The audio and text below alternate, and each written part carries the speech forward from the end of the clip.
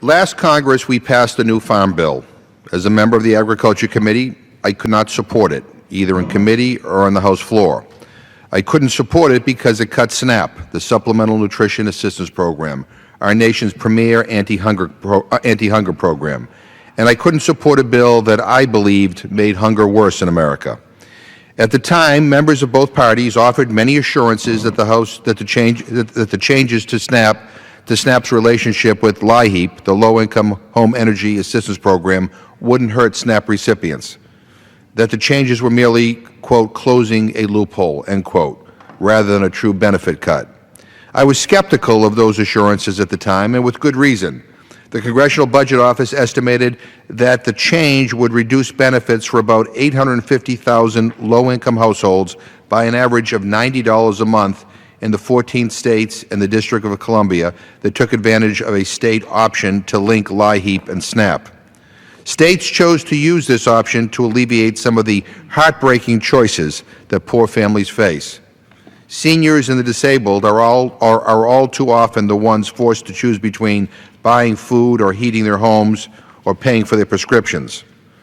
Throughout the Farm Bill process, anti-hunger advocates in the Heat and Eat states vigorously opposed the LIHEAP cuts to SNAP, saying their effects would be much greater than the Congressional Budget Office estimates.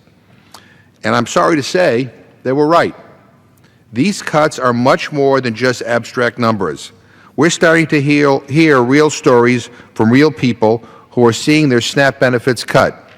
Hunger is worse in this country because of these cuts. Take Judy Beals, a disabled senior from Belleville, Wisconsin. Earlier this year, she saw her SNAP benefit cut from $120 a month to $16 a month. Let me repeat that. She now gets $16 a month in food assistance. That's it. That is unconscionable. How can anyone afford to feed themselves for a month on that? Ms. Beals says she's forced to eat just once a day now that her SNAP benefit has been cut, as she tries to figure out how to pay her other bills. And to add insult to injury, Ms. Beals found out that her SNAP benefit had been cut at the register at the grocery store with a full cart of groceries. Mr. Speaker, Ms. Beals' story is not unique.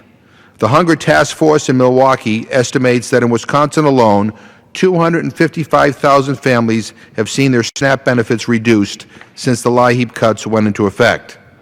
And we're hearing similar stories in New Jersey, another state that did not extend its Heat and Eat program.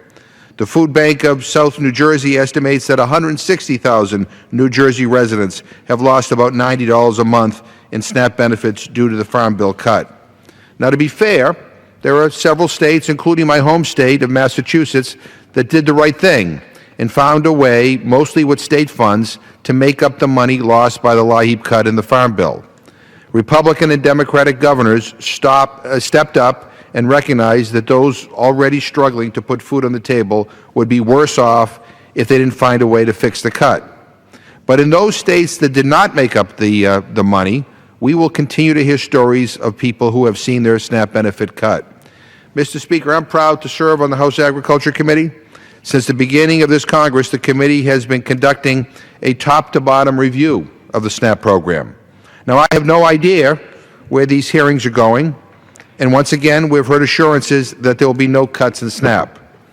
But I have this sinking feeling in my stomach that these hearings are not leading to a place that is good for millions of struggling Americans. The fact is, SNAP is a good program. It works. It is effective, and it is efficient. It is one of the most efficiently run federal programs that exists, with an unbelievably low error rate. Instead of cutting SNAP or making other harmful policy changes, we should be strengthening the program. Democratic and Republican witnesses alike have testified before the Agriculture Committee that the SNAP benefit is already too low. We've heard that the certification and recertification process is time-consuming and onerous, especially for working families. We've heard about people who are eligible to get renewed benefits who fall off the program because of these onerous new requirements. We've heard from charities that they cannot solve the problem of hunger on their own. Charities do incredible work, but they cannot meet the demand for food assistance. They need a strong federal partner. We need better coordination among all stakeholders, federal agencies, nonprofits, faith-based organizations, and businesses to end hunger. That's why I've been advocating for a White House conference on food, nutrition, and hunger. We need a coordinated, holistic plan to end hunger now. If we make further cuts to SNAP, we will no doubt hear more stories like Ms. Beal's, where those who are already struggling to put food on their tables see their food assistance benefits cut. The bottom line, Mr. Speaker, is that we should not be making hunger worse in this country. We should end hunger now.